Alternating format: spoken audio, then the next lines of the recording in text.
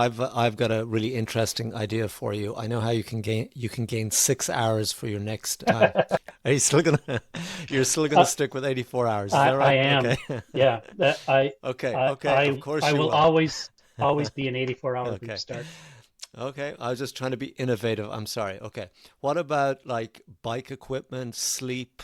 Like what else will change, do you think? Because as we get older, we slow up, so other things have to change hmm essentially. hmm Today, we have Rob Hawks, who was born in Buffalo, New York, grew up in Michigan, then four years in DC, but for the last 27 years has been living in Richmond, California. Rob is a living legend here in Northern California. Not only has he made the trip to PBP 5 times, but he's also the Regional Brevet Administrator for the San Francisco Randonnuers since January 2008. What's particularly incredible about Rob is he's got so many people to the start line of PBP. And personally, I want to thank you. You've done it for me twice, and I really appreciate it, Rob. So, under his leadership, 286 San Francisco Randonneurs have qualified for PBP. This year, SFR, that's the club name, the abbreviation, Rob was honoured in Paris by the Audax Club Parisien for having the most PBP finishers of any club worldwide. And that's 73 finishers. And when you think about it, I don't know how many thousands of miles we are away from Paris, Brest in San Francisco. The fact that this club has more finishers than anyone else is amazing. Since Rob has so much experience, this will be a two-part interview. This episode, we're going to focus on his riding history and his 5 PBP experiences. Next episode, we'll talk about Rob's role as RBA for San Francisco and his thoughts on the future of randonneuring and also PBP. As with all our videos, Rob will end with 3 unique tips that guarantee a PBP finish. Rob, thank you so much for joining us. Thank you. I'm really happy to be here. Okay, first question, always start with this. What does PBP mean to you? First off, a lot. It means a lot to me. It's something that just became part of my marrow quickly. And, it's odd that it did so given my first experience. But there's more facets to it than just me going there to ride. As the head of the club here, just seeing so many people go over there. I originally followed my friends and then really wanted to bring other friends along with me. And all of that adds up to a community that's participating in this. So Rob, let's go back maybe to the start. Tell me about your background in cycling, why you enjoy it, etc. Uh, Bicycles have been a big deal for me forever.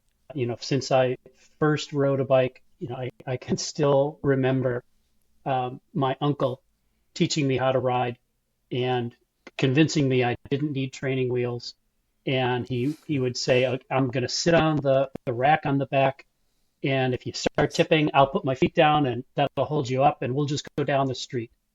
And sure enough, 2 houses down the street, he hopped off the bike and I rode the whole block and didn't notice until I went to turn around. That's cool. And this was last year, Rob? Oh, No. yeah, What age yeah. were you? That was 5. That was age 5, I So think. that's S- Michigan years, is that right? No, no, no, no. That's in New York. Buffalo? That's yeah, Okay. yeah, outside of Buffalo. And then, later, but still a kid, I was always wrenching on bikes and riding bikes. And, my friends and I would ride to the nearest park that was kind of a long ways away, and we're talking about the middle 1960s. And things weren't so built up, and we got out into the countryside quickly. And, we'd ride these dirt paths. We'd never see other people, and we'd just ride through there and just have a blast. And that would be, every day in the summer sometimes. And I put myself through college working in bike shops and riding bikes all the time. And when I lived in Michigan, I used to ride this event that was hosted by the club that was in Lansing, Michigan, when I was in school at East Lansing. This was the Dick Allen Lansing to Mackinac ride. Mac is what it was called. And it was 4 days, Yeah. and we'd ride 100 miles each day. And Wow. yeah, well, it was a big deal back then, Yeah. because people Yeah. didn't do anything close to that back then. This is the early 80s. So I'd participate in that stuff and just always be wrapped up in it, and didn't really find out about other kinds of riding until, some of my later years in my 20s or so. But cycling was always part of my psyche and personality. So Okay. bikes and biking. Can I ask you a question, Rob? Yeah, yeah. So back then, I would Hmm. imagine like biking was a very alternative type of lifestyle, or not even a lifestyle, culture. You know what I Hmm. mean? The movie Breaking Away, like I didn't grow up with any of this. Hmm. That was, it seemed like it was just something almost European, different, almost like soccer is Hmm. today, or at least was 10 years ago in this Hmm. country. Is that right? Yeah, I think so. But I had a harder time noticing that it was so fringe because I was in the middle of it. I had found that early and followed that path early. And so everybody I knew rode bikes, and working in bike shops, you just met all kinds of people because of bikes.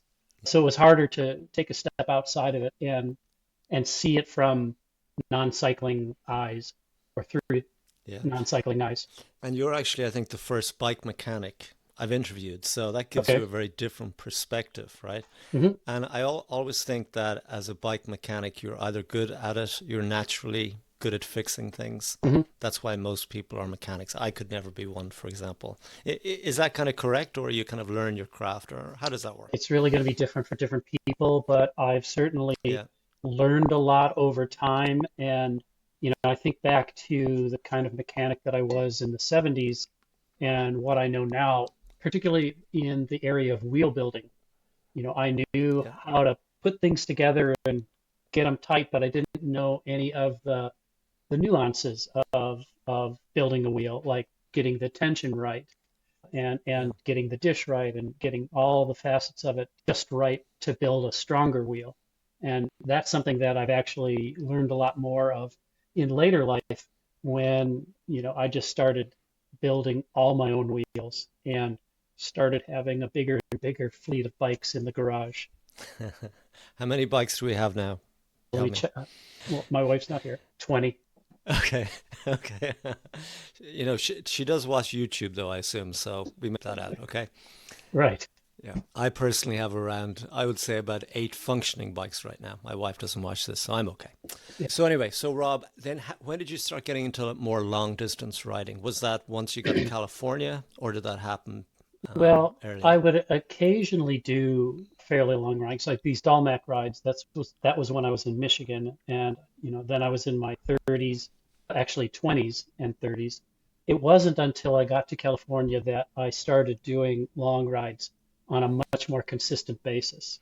I look Yeah, at, I've kept track of my annual cycling mileage, and it yeah, really did mushroom when I got to California, and not quite right away, but fairly early on. yeah, I moved here yeah. in 92, and then really got into it toward the end of the 90s, in a way that I would be doing something long, and kind of long by everybody's standards, 100-mile rides Yeah. every weekend back Wow. around that time.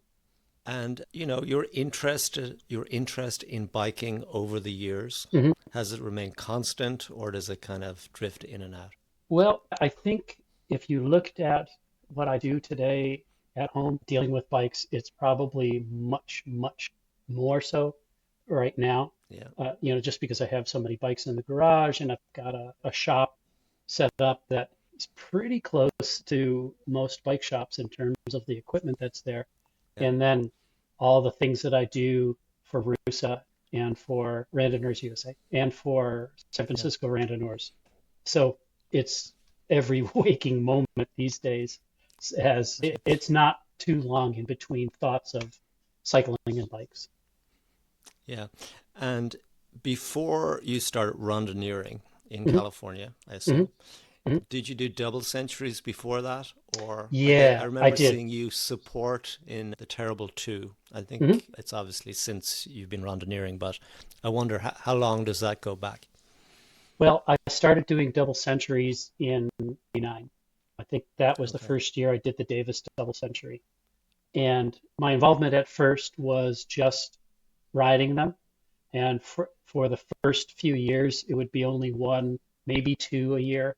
Yeah. Three, I finally did three in one year. And then Okay. after that, it really kind of plateaued, and I would do two or three a year. But at one point, I started to supplement that by supporting the double centuries. So I, Yeah.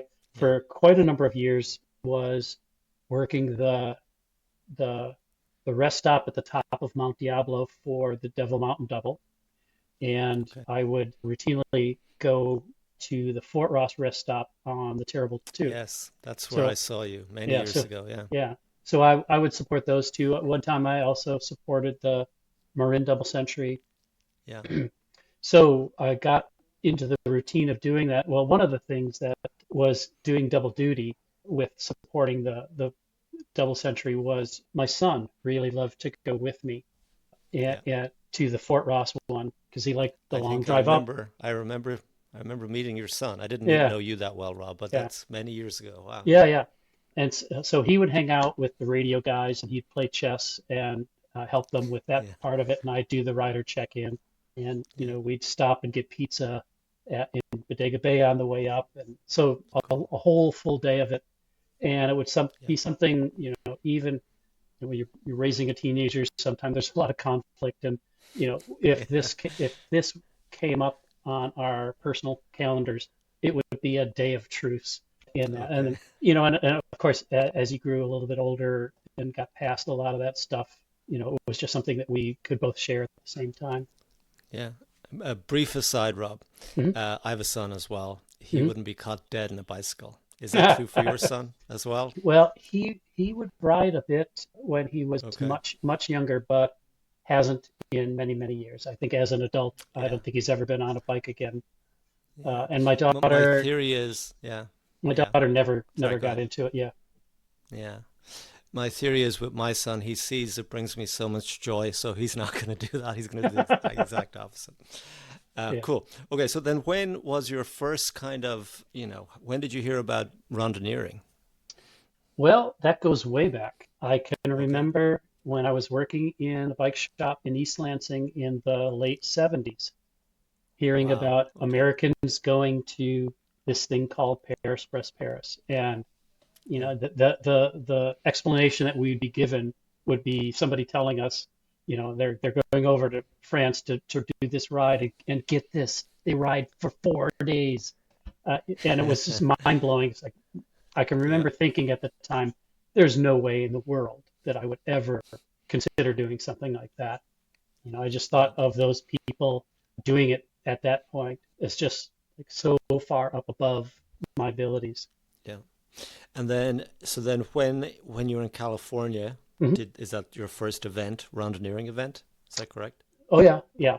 So Okay. I got into randonneuring kind of, well, we've mentioned double centuries, and Yeah, you've no doubt heard the quip that double centuries were the gateway drug into getting into I randonneuring. have. Yeah. And so I would get wrapped up in doing all these double centuries, and they would be a big deal for me because I'd get to spend all day riding with friends. And then, there's the drive up where we would chat and the drive back when we would chat. And so it was a big deal for me. But around about 2003, I noticed a lot of people missing from the club rides with the Grizzly Peak Cyclists. That was a club that I was belonging to and Yeah. riding with. So they'd be absent from those rides, and sometimes they wouldn't be doing the double centuries as well. And I'd find out that they were off doing brevets. So Yeah.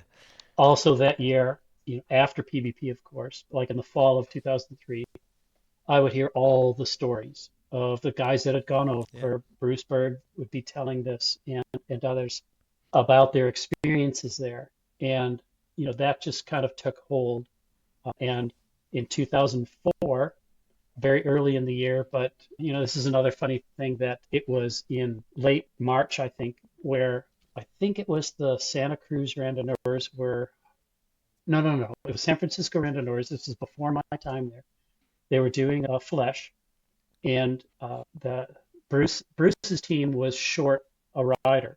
And, when he mentioned it to me, I jumped at the chance to do it. So I signed up for Yeah. Arusa, got my membership, although back Yeah. then you didn't really need to.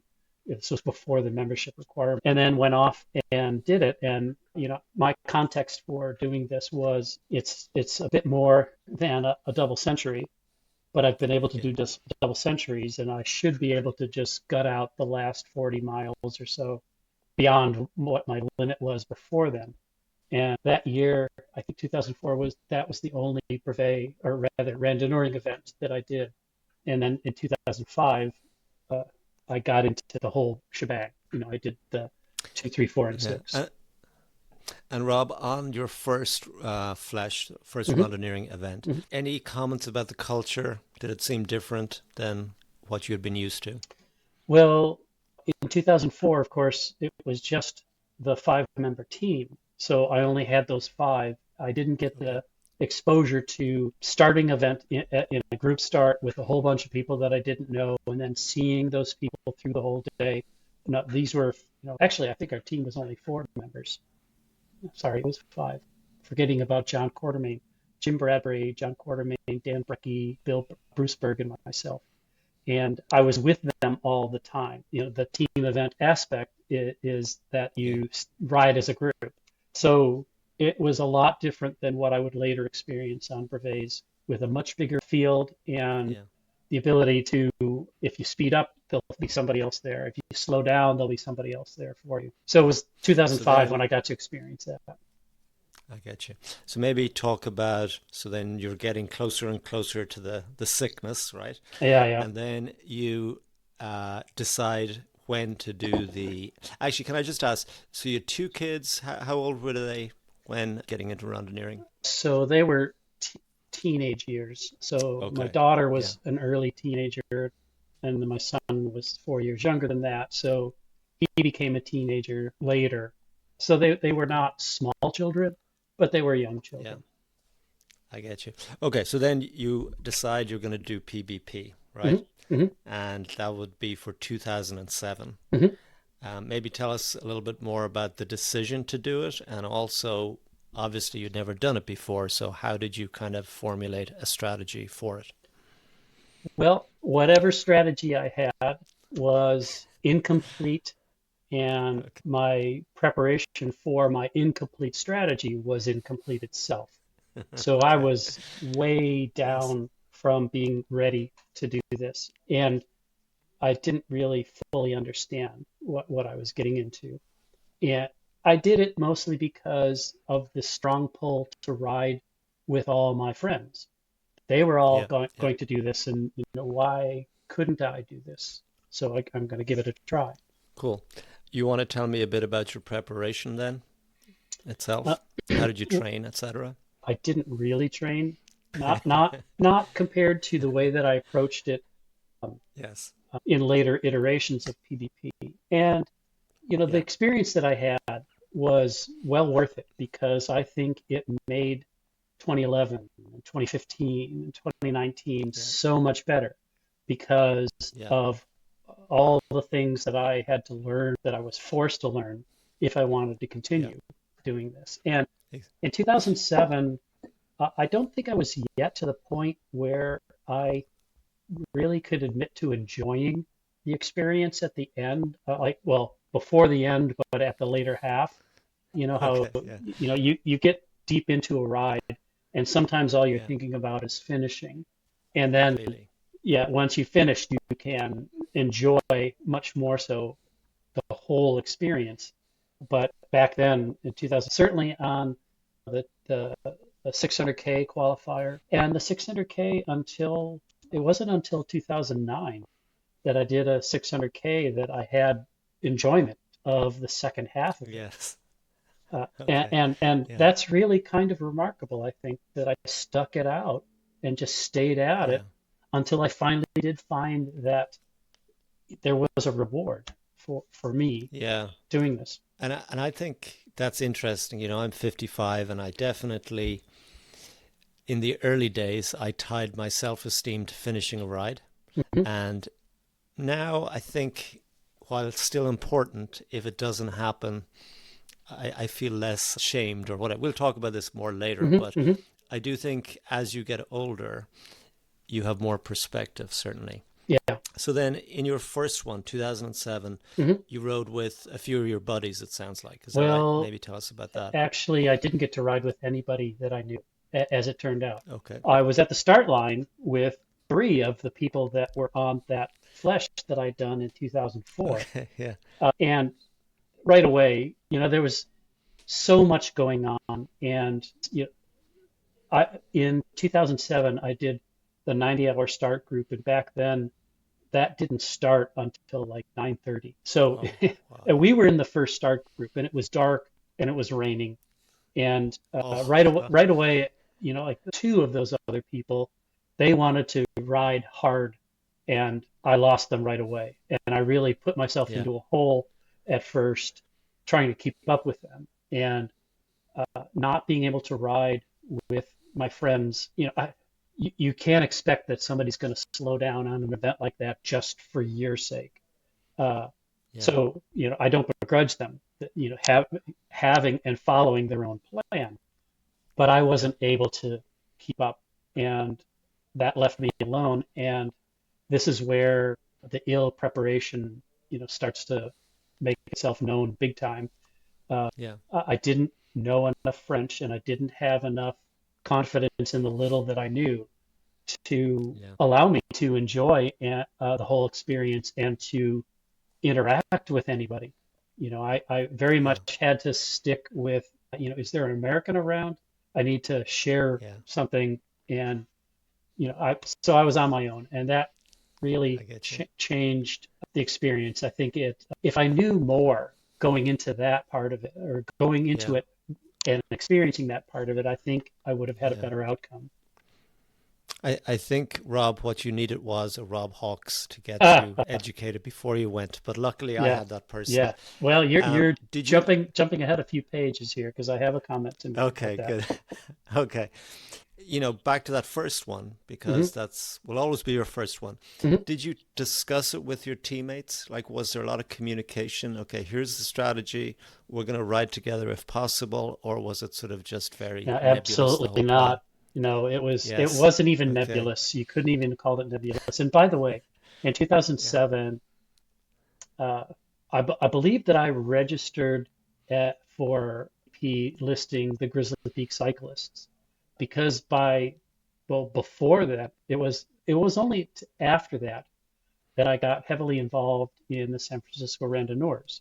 So Okay. 2005, 2006, I mostly did Santa Rosa brevets. I did Davis brevets, and I think it was Yeah. finally in 2007 that I did my first uh, San Francisco Randonneurs brevet. I did the Flesh in Yeah. 2007, but the brevets with the whole start group and group start and all that stuff Wow. wasn't until 2007. And the contingent of riders that went to PBP and listed San Francisco was really pretty small. And I our get you. presence within RUSA was pretty small as well. Yeah, I can imagine. So maybe then just tell me, how far did you get? How did you feel once you had to DNF, all that kind of stuff? Well, the distance I got became the name of a blog that I started, first to just Okay. tell the story of what happened, and then later Yeah. to document my progress toward coming back and finishing. So the blog is called 449 KM, and Okay. it's That's blogspot.com. It's still up there. okay. Yeah. Yeah. And you So were I just emotionally, were you just wrecked tired? Like, what stopped you basically? What you from continuing? there was a lot of physical stuff that stopped me as well. Yeah. And I think, the psychological stuff that I've alluded to so far was a contributing factor, but not the cause.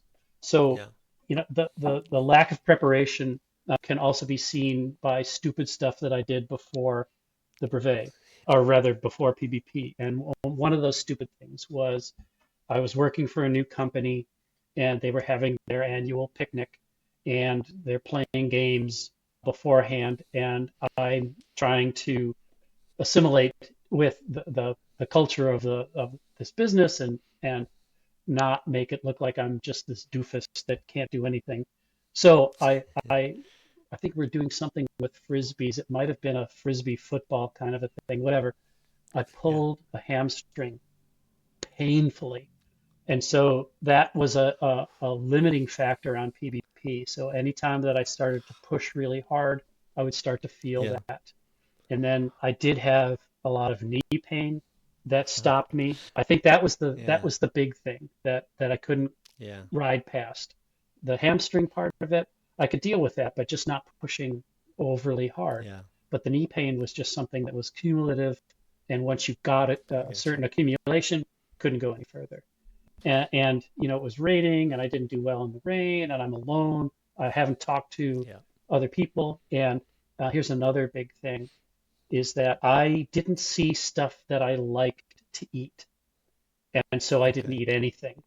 And Okay. I just did not have a plan for nutrition outside of the controls. And my setup was such that all of the food that I brought with me was in a saddlebag behind me. And so that meant I had to Yeah. stop to go through and root it out and eat. And Yeah. sometimes I just was too stubborn to stop. So Yeah. lots of reasons why I didn't finish. Yeah. Rob, I had no idea. You certainly sounded like a hot mess. Not the Yeah, person I know yeah, today. Okay. yeah. So what age were you for that first one then in 2007?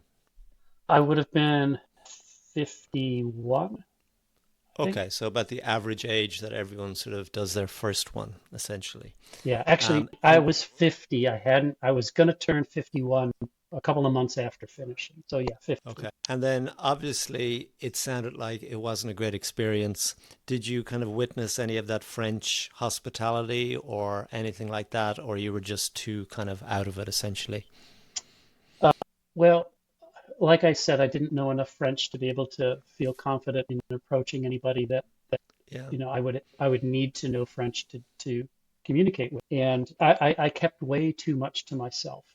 And this is something yeah. that, I'll allude to in the three tips part at the end. Okay, okay. But Four, I like it. yeah, yeah, yeah.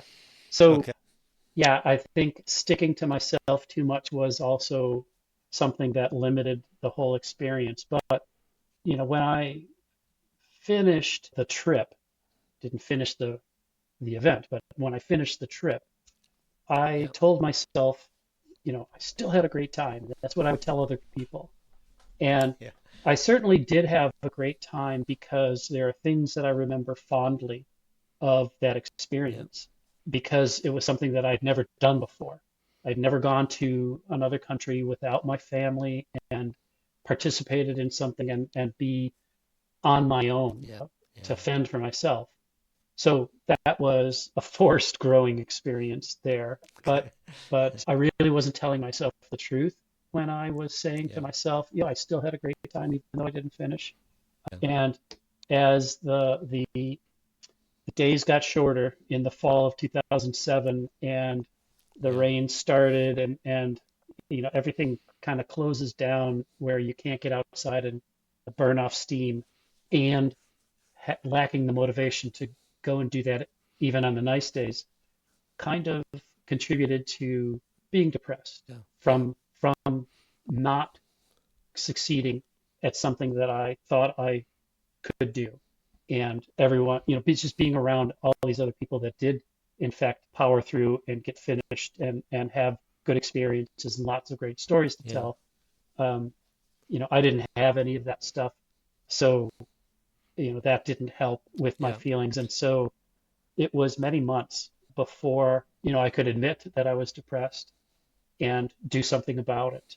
And yeah, all of that factored into just changing my drive toward two things. The first being figuring out and listing out all the things that went wrong and that were my fault and doing okay. something about them.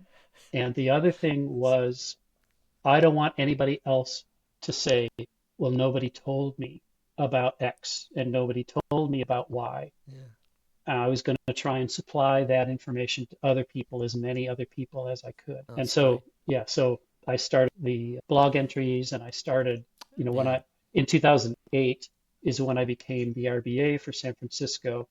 And, when 2011 rolled around, I had already Yeah. invested a lot in trying to get people informed about things. And Yeah. that was my first opportunity as the leader of the club to Yeah. host and deliver informational sessions for people to come to and find out about PBP.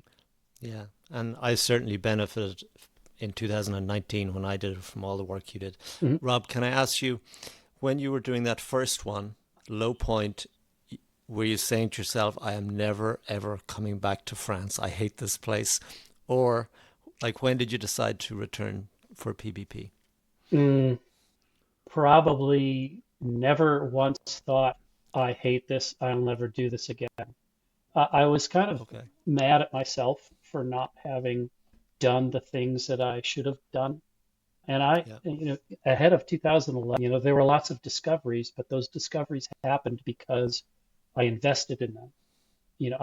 I started riding uh, longer distances and found the spark of enjoyment on super long Yeah. rides. In 2009, I did a 600K. It was the first 600K that I did with San Francisco Randonnuers. It was the first one that, as RBA, I was hosting, and I rode with two friends named Bruce, and we stuck together pretty much the whole time. Yeah. And it was great to have their company, and that's where I benefited from, riding with three people, and all three of us were never on an up or a down at the same time. So, two others that were riding well would help that third guy along, and I Yeah. Yeah. contributed to that, and I benefited from that. And so, after finishing that, I realized, this is something that I can, I can accomplish and do well. And then two was the first time that the ACP was having these prior year pre-qualifiers to registering for PBP.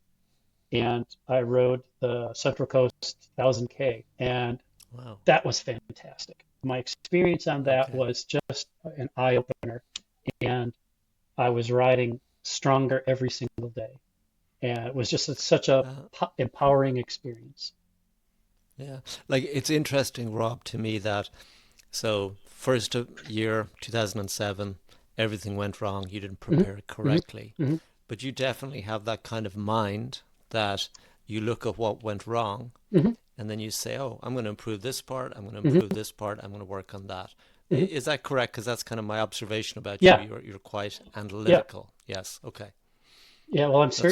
certainly fond of data, and I have the Okay. data from the failure in 2007 to look at Yeah. and build on and correct for 2011. Cool. So maybe do you want to tell me a little bit about 2011 itself? There is a Sure. happy ending. Oh We can yeah. tell Oh yeah. everyone. Yeah. Yeah. Okay. Yeah. Okay. So go So ahead. somehow, um, having never been successful at this before, I decided, as I'm looking at the start waves, that I, I, I I had enough data to know that I really hated nighttime starts. And so P nighttime start I'd failed at. And I think there were some other 600Ks that started at night that I just were miserable experiences for me. And Yeah. that's at that point where most of my DNFs came from, was nighttime starts. So I just decided, okay, they offer this 84-hour start. It's in the morning, so go with that. Yeah. And nobody Yes. that I knew was signing up for the 84-hour start, or at least I thought at that Yes. time. I did have some club mates that rode with me in 2011 and the 84-hour start. And alongside just having this mindset that, yeah, I'm going to finish this one.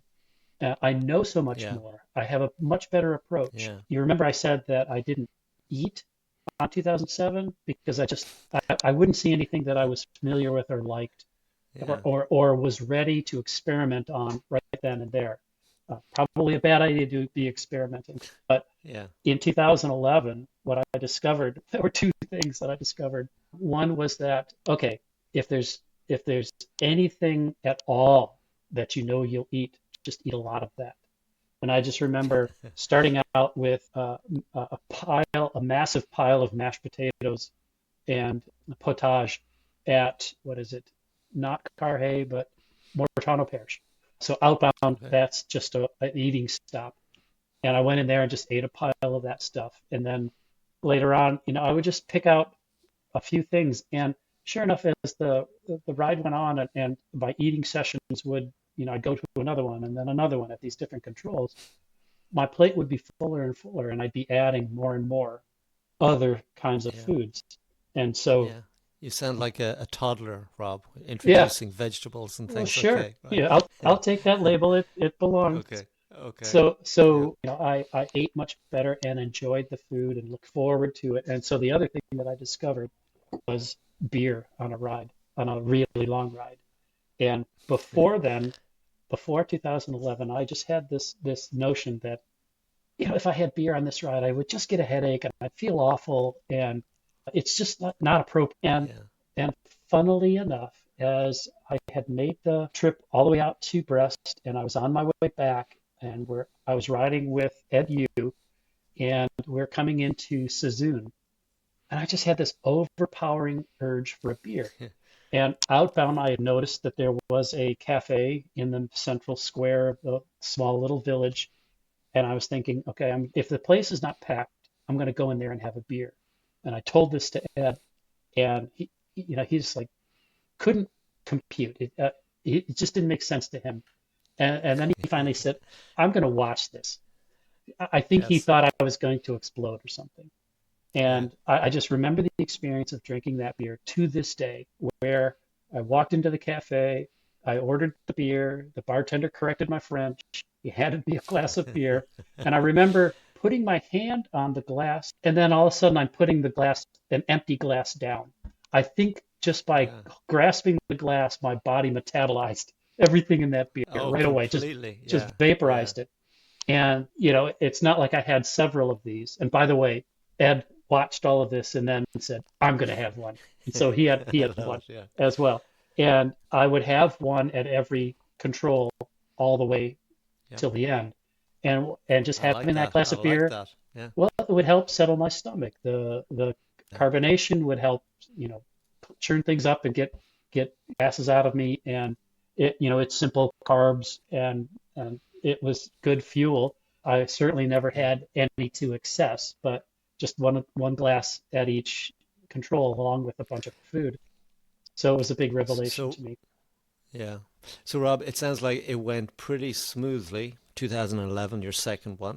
Is Huh? that correct? Yes, yes. And let me just get the time here. You finished in 79 hours and 48 minutes. Hmm. I think it's kind of funny. It's almost counterintuitive.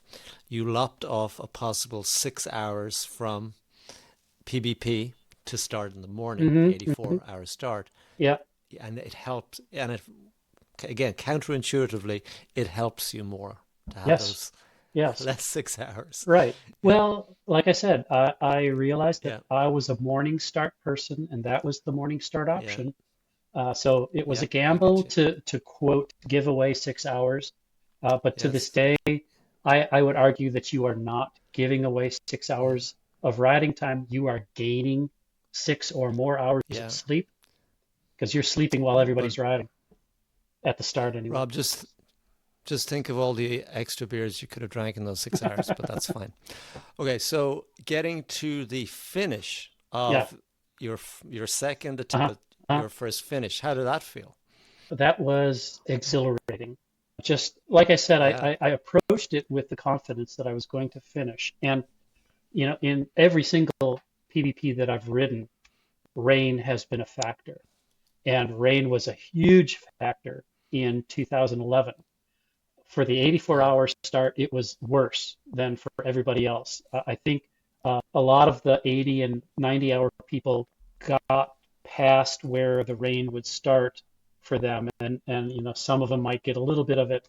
What my group of riders were facing, there were three other riders that I was riding with at various points along the way, all the way out and back, but there was still a lot of segments where I was by myself. But in any yeah, case, certainly that first night, as we were riding into the nighttime after sunset, we pretty much could not look at any map.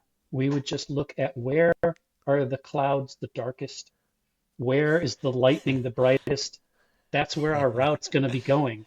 So, we didn't have to That's look good. at that. And Yeah.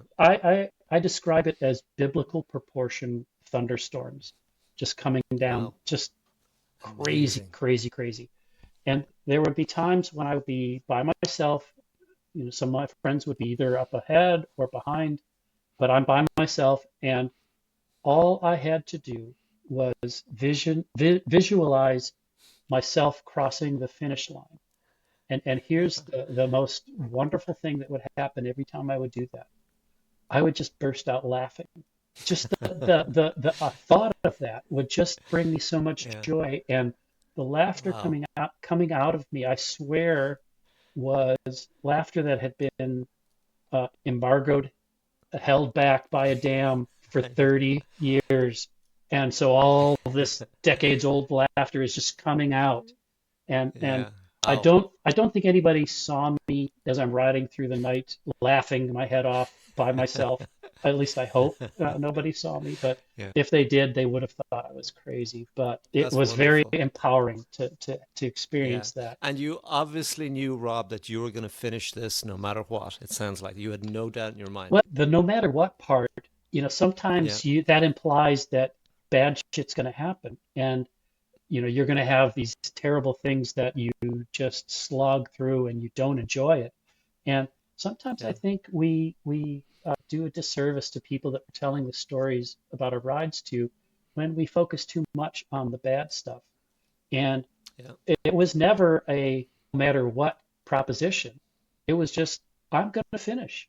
I'm going to, Okay. there's going to be a time when I'm riding across that finish control Yeah. line, and then I'll be done and I will have done it. That's So it was wonderful. it was So, just Rob, yeah. 2011 was just a phenomenal experience. And for months Yeah. Like, after, I was just beaming with confidence and walking a foot above the that's ground. wonderful. Yeah. That's great. Cool. That's great. Like the fact that you didn't finish the first time meant your first crossing the line was amplified, I'm sure, the Hmm. happiness. Hmm. We still have three more to discuss. Hmm. We don't need to go into great detail, but I definitely want to hear about each one because each one is different and maybe what Sure. you learned along the Yeah. way. Yeah. So, your third one, Hmm. 2015, Hmm. any kind of, you knew then you could do it. Hmm. Any big changes in strategy or anything? It was largely doubling down on all the things that I did right for Yeah. 2011. And so I got my weight down a little bit more, and I increased the volume of riding a bit more, and I got faster. That's another thing that I think, well, this will be the fourth tip, that I give at the end. I still have Okay. the other three. Work on just raising your speed just a little bit. So if you have Yeah. a route that you do frequently, time yourself or look at all the past times and then just try and do it 5 minutes faster, 10 minutes faster. If we're Yeah. talking about a 200K or something, but just work on being faster. And that's one of the things that 2015 offered to me. I get you. And, the weather is always such a variable with each one of these events. Hmm. Hmm. Was 2015 a rainy year as well, or not? Um, I still got rained on, but it wasn't Yeah. what I would call a rainy year. Yeah. Yeah. So I see that you finished in 76 hours and 6 minutes this time. Yeah. I'm assuming you did the 84-hour start again. Yeah. How did it feel the second time to cross the line? Just as good, just as liberating, just as wonderful, just as That's uplifting. It was that's it was great. really great. At the end of that one, that was the first one that started and finished at the Velodrome in Oh Saint-Quentin. wow, that's so Yeah, cool. Yeah, and I remember finishing and just breaking down and crying, because it yeah, was it was there were rough parts, but nothing that was coming at all close to being a showstopper. For example, I'd never had them before and I've never had them since I got these terrible hives, and I had all of these okay. welts all over my body. Yeah, And I yeah, just didn't know where they were coming from. And I thought, people are telling me, oh, you must have had bed bugs. And yeah. That wasn't the case. It was these high, but I had to deal Yeah, with that. And well, that was the big problem to solve on that particular one, but it was easily solvable. Just cool. ignore ignore that and Yeah. just keep riding. So then, Rob, obviously you felt great at the start. You knew you were going to come back in 2019. hmm Any changes in your preparation for 2000? Well, 2019 was a bit harder to prepare for, mostly because of things that had happened to me. In 2016, Yeah, I got hit by a truck, and I certainly was able to stand up and walk away from that, but I had damage to my wrists and to my yeah, knee, and it kind of destroyed a bike of mine. And in 2018, I got diagnosed with asthma, exercise-induced asthma, okay. and then Wow.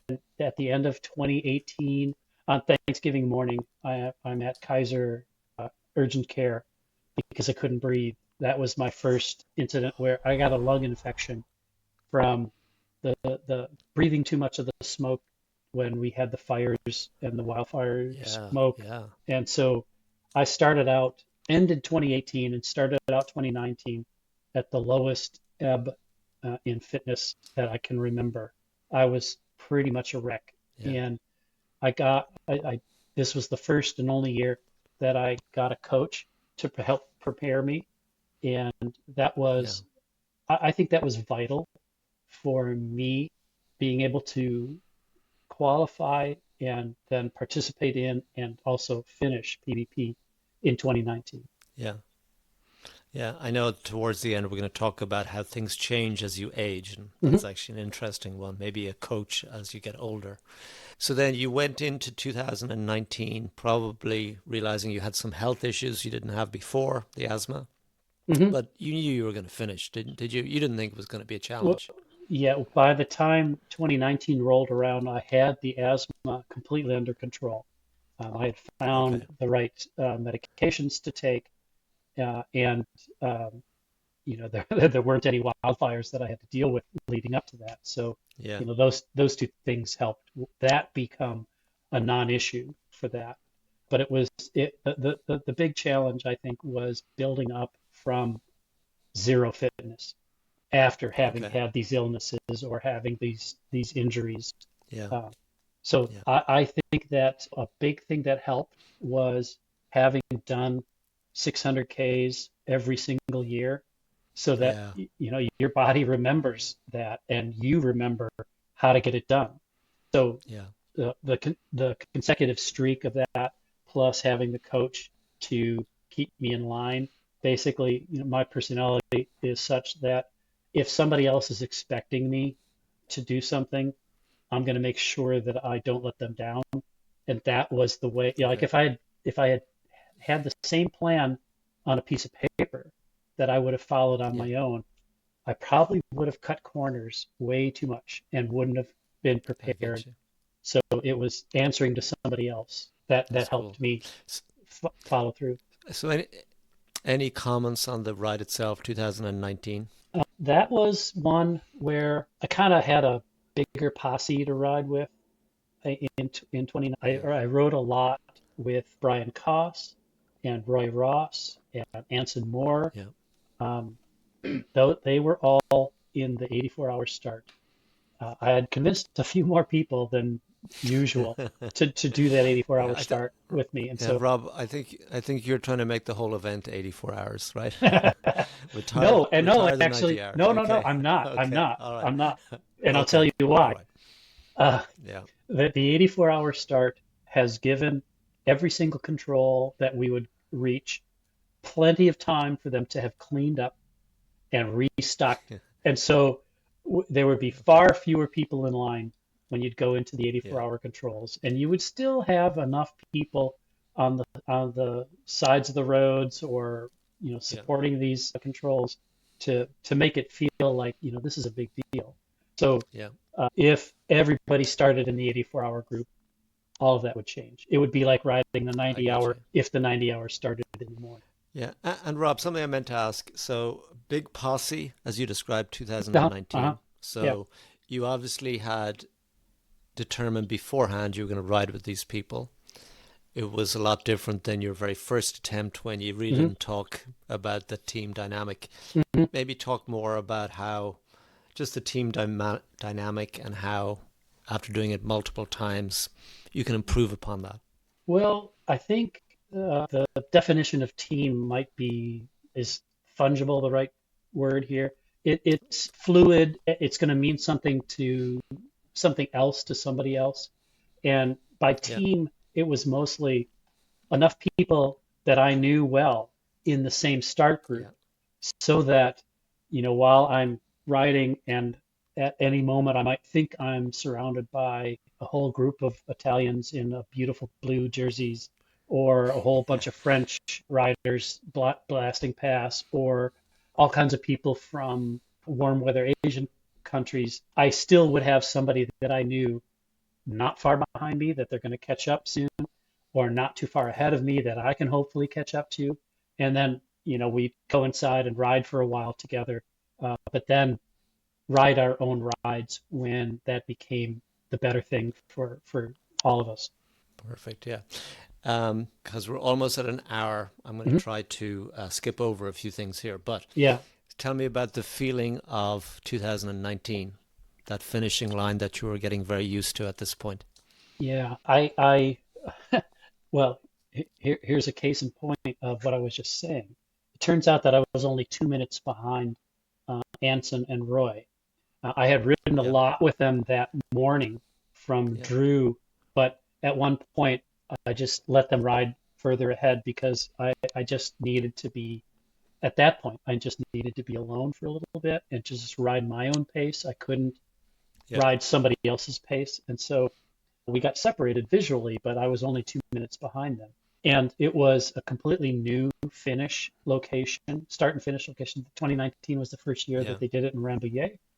And so I didn't have the visual cues of familiarity for that finish. And, there'd be times when I couldn't see anybody in front or behind. And so I like doubt that I was on the right path for a moment or two. okay, And then, of course, I'd see yeah, somebody and I'd follow them or they'd follow me or whatever. yeah, And then I came into the finish and, I started seeing a lot of people I know and I had multiple ribs broken by Deb Banks hugging me at the finish. Yeah, if you've ever yeah, been hugged by Deb, it's something that sticks with you. Uh, okay, and then, I ran into, the guys, Boys on the Hoods, Ian oh yeah, yeah, and all those other guys, Irving and Carl. So I saw them at the finish, and I saw Brian Kilgore at the finish, yeah, and we're that's sharing great, stories, and just there were hundreds of yeah, people at the finish at that point. It was just wonderful. yeah. That's wonderful. So I see you finished in 78 hours and 36 minutes, Hmm. which Hmm. again, amazing. Hmm. Rob, maybe we'll just talk about 2023 very quickly. Yeah. You want to just tell us what happened there? You were looking forward to, well, maybe just tell us about the preparation first of all. Was it a standard preparation or were there some issues? Well, I wasn't able to secure the same coach, and so I didn't have a coach for 29 or Okay. 2023. So I tried to do as much what I did in 2019, but on my own. And it wasn't as thorough. And for example, the 600K finish. So this is the first time that I didn't have a consecutive run of 600Ks every year leading up to it. I didn't do a Yeah. 600 in 2020 because nobody was running brevets that year. I didn't have one in 2021 or 2022. In 2022, I tried to do 1,000K and I had a knee issue on that. I had 2.5 great days of riding. It was just that Yeah. third day that the knee issue cropped up, and so I'd gotten 500 miles into the ride, but Yeah. it wasn't a full K. Uh, so I didn't have the same consecutive run of completions of long rides, and that 600K in 2023, the qualifier, was very hard. Certainly the last half of it was, Yeah. and so that wasn't very confidence inspiring, but I knew that I had the, the memory and knowledge of how to get it done. and I would just have completely. to rely on that to do it.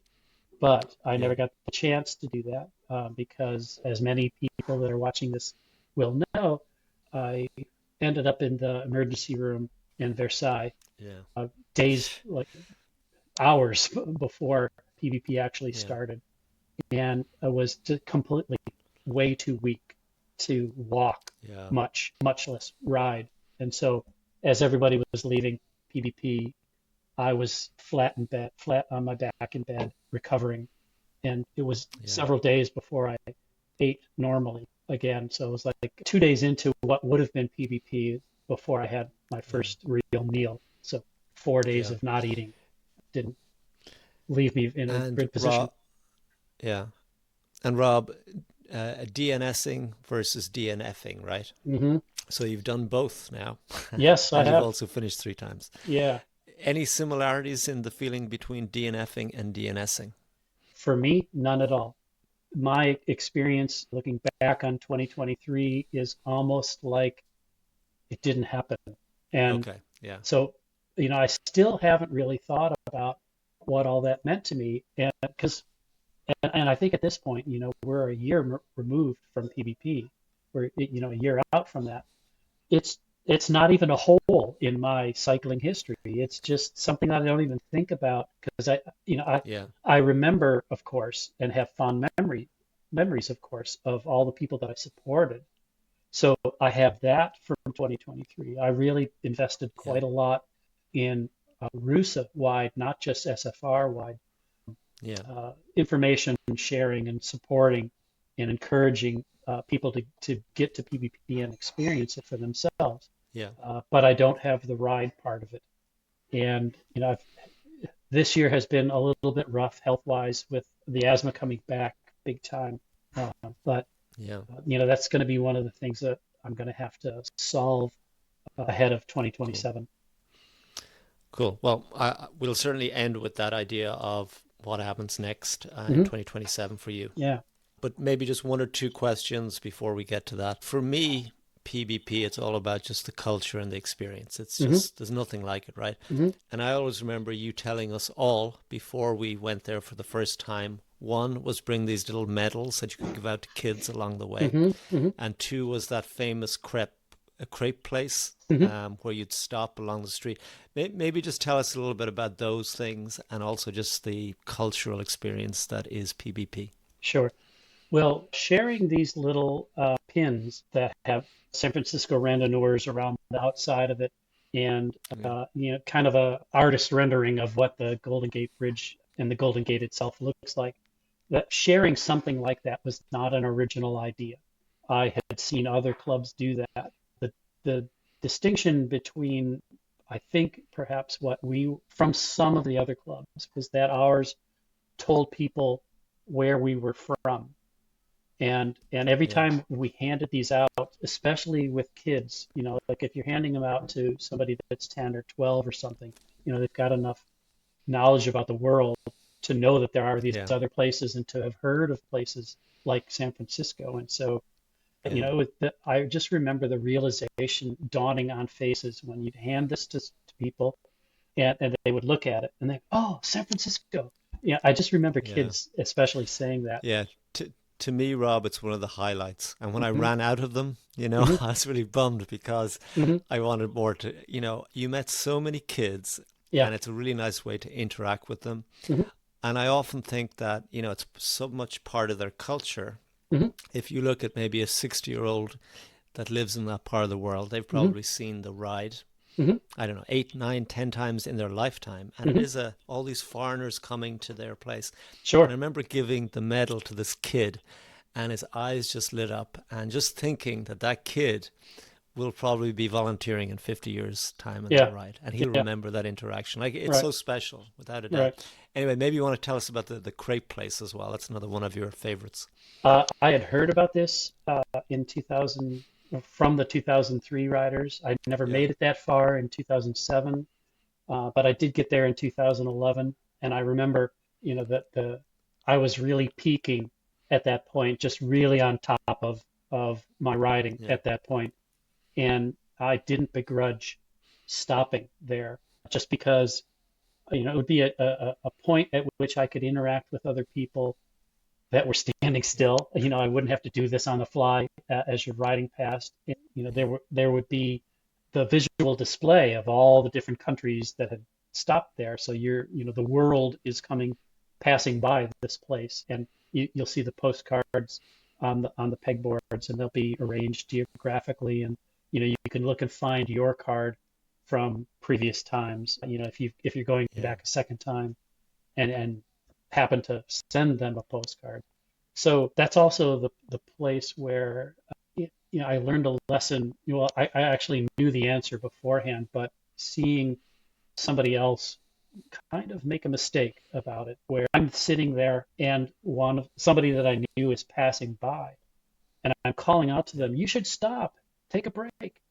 And their response was, "I've got to make time."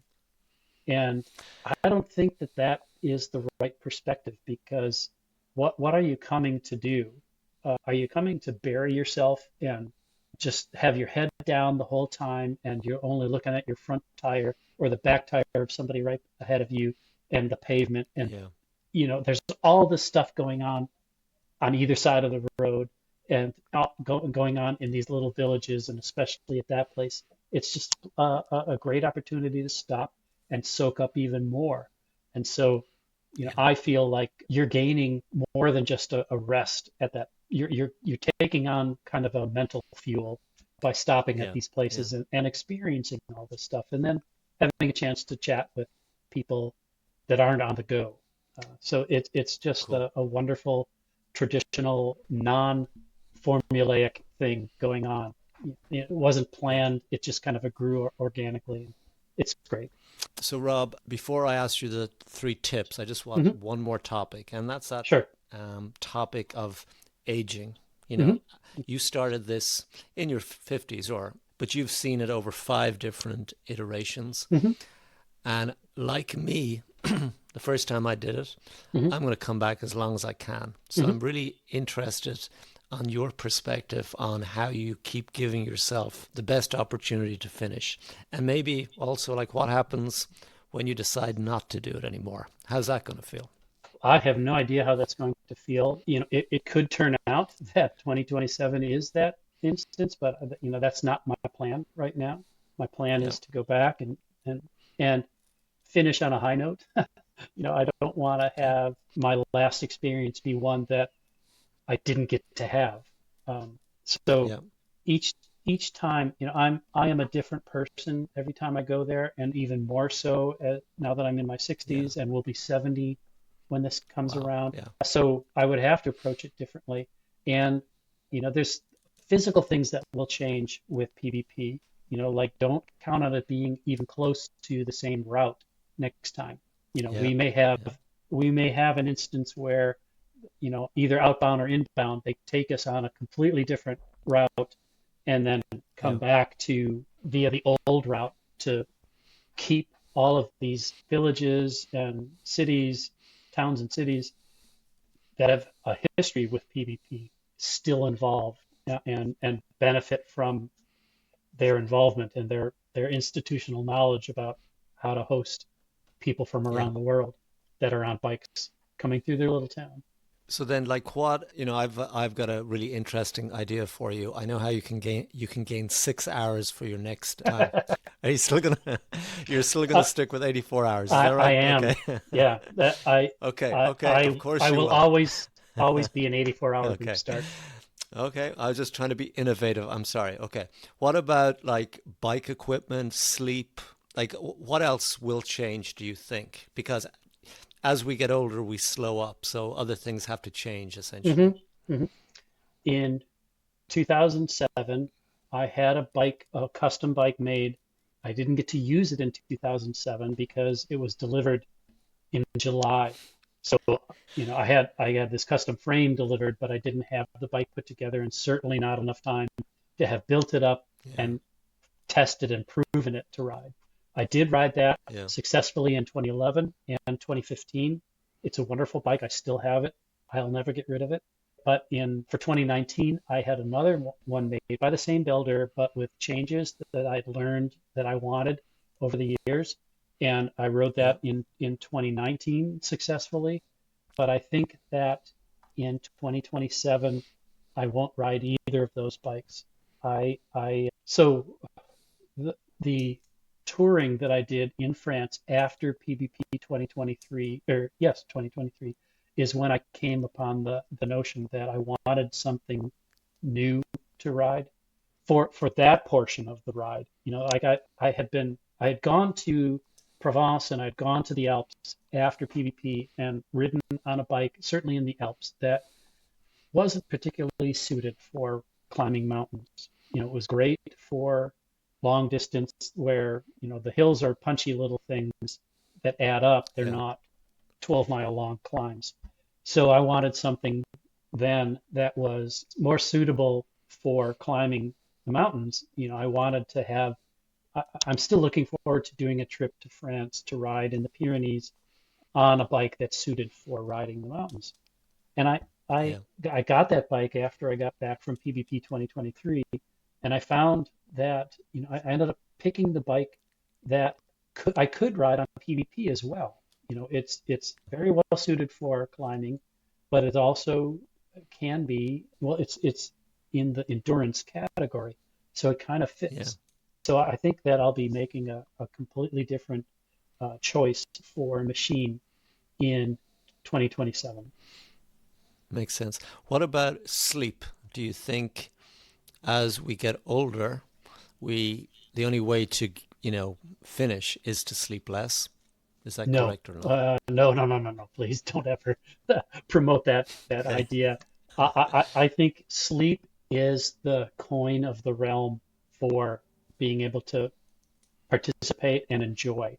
And if you don't have Yeah. sleep that you've cashed in here, you're not going to enjoy things. So, whatever you do, this is really one of my tips, is just focus on getting as much sleep as possible. And for when we go Yeah. through the three tips here, I'll refine it a little bit differently from how Okay. I'm Cool. explaining it now. So, Yeah. sleep is gold. Okay. And then tell me, so pretty much there's going to be no real change in your strategy for when you're 70, it sounds like. Is that correct? Well, I'm hoping that leading up to 2027, I will have a consecutive run of doing Yeah. long distance events every year. So, hope to fix that gap from 2023. But otherwise, the preparation should be structured in a similar way. Cool. Okay. All right. Well, we're at that point where you offer your three tips after Okay? all your experience that will guarantee a finish for anyone that tries. Okay. Is that right? Right. So we'll just Well, go one, two, three. yeah. Okay. So the first one is for people that would be, they've already done a PvP, but they want to have Okay. another, like, it's actually giving people the right mindset for going back. And that is every single time the when you go to PvP, it will be your first time doing that PvP because you're Yeah. different. Like I said before, the event will be different. And even if all those things were the same, so like, you know, the difference between being 50 and 54 on PvP is not that much. But the difference between being Yeah. 50 and 70 is a big difference. So as you get older, actually, let's back this up and say the difference between being 66 and 70 is pretty big. I think it's Okay. bigger Yeah. than being the difference between 50 and 54. So, the older you are, and if you've got PvPs in your past, it's going to be a different event. So it's not Yeah. like, yeah, I'm doing the same thing, big deal. Embrace the fact that it's going to be different, that you're going to be different, and the event's going to be different. So the second one is what we've talked about, sleep. And nuance that would be new here in this discussion would be don't limit your adding sleep while on PvP. Like don't say if I sleep 4 hours instead of three, that's going to fix everything. What I would suggest to people is do whatever you can to arrive in France fully rested as possible. So, like, if you have great sleep and gobs of sleep hours leading up to the week before you get on the plane, and when Yeah. you're on the plane, do something to get a whole bunch of sleep there. And then also plan your arrival far enough ahead of when PBP is. And there's other benefits that you'll reap from this. So, for example, if you arrive ahead of the crowds, you don't have to, you're not jumping into all the hubbub and all the turmoil and all Yeah. the noise and all the thousands of people. Get there and just enjoy the quiet and get as much sleep Yeah. as you can every day leading up to PBP so that when you start, when you know you're going to be drawing from that bank, that there's enough there to pay the bills. And the last thing I would suggest is not this isn't going to help you finish necessarily, but it's going to help you finish with a sense of achievement. And that is be prepared and be willing to extend yourself. So like if you're not somebody that talks a lot to strangers, maybe it would be great if you don't know French because you wouldn't have to talk. But if you have some kind of Yeah. an interaction where in our experience handing them a pin. I've had these experiences handing out these pins where at first people think I'm giving them a tip, and then they look at it, and then they Okay. see that it's a pin, and then they see, oh, San Francisco, I know where that's at. Uh, all of Yeah. this stuff can increase your level of experience and enjoyment of that Yeah. experience. I remember in 2011 having a conversation with somebody that was riding with Jack Holmgren. He wanted to stop at this little bar in this tiny little village, and there's these Yeah. old regulars hanging out up front, and he just wanted to get us a couple of cokes. And having this exchange with somebody that we're talking about how far the next control is, and it's just a simple conversation, and just Yeah. having the ability to have a couple of words to express, my what I'm trying Yeah. to say in French, and be willing to try that French. Don't always Yeah. like walk up to somebody and say, do you speak English? Ask that at the very least in French after you've already said hello, how are you? So extend yourself a little bit, and you will get so much in return. Perfect. Rob, excellent tips. Thank you very much. Also, again, on a personal note, thank you for my two PBPs, and I hope Hmm. there's going to be more in my future too. Okay. Good luck in your preparation for 2027. As I said at the top, we'll probably do this again, but it'll be more focused on your role as the RBA, Okay. future of PBP, future of Randonneuring in general. But Mhm. really appreciate it. Thank you very much. Okay.